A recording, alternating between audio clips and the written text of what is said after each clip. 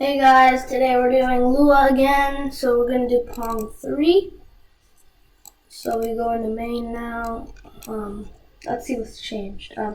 Paddle speed is 200. That's a variable that we're going to use to move the paddles. Score font is a new font that we're going to need. 32, size is 32, from the same file that we had before for small font.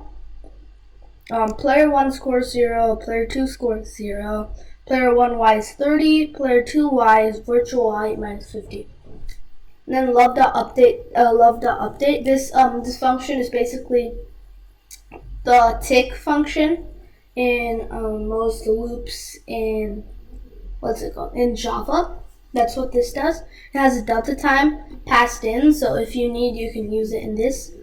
So if love.keyboard is down W, so if you press W while it's updating, wait, where did that happen? Oh, it's up here. Okay. So if you press W, then it'll go up, and it won't be affected by your frame rate because you multiply it by your frame rate. So if it's very fast, it'll move a little bit slower, and if it's very slow, it'll move a little bit faster. So it's independent of frame rate. So, and if you press S, the player 1 will move down. Then if you press up arrow key, it'll go up. Player 2 will go up. If you press down arrow key, player 2 will go down. And then for draw, set font, small font, print F, hello Pong, that stuff.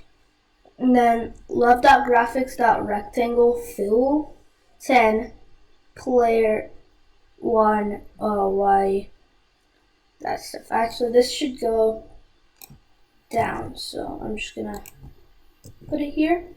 So this should go under there. So then you have to set it to score font and print out the score using this command, this function.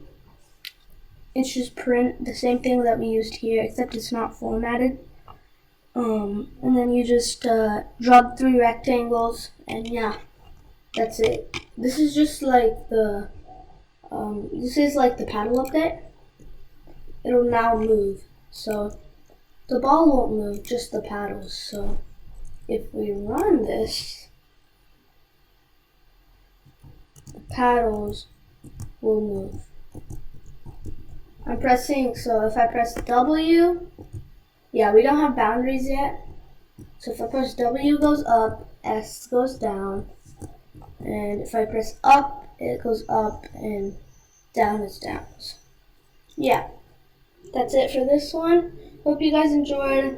Like and subscribe. Come back tomorrow for some more excellent videos.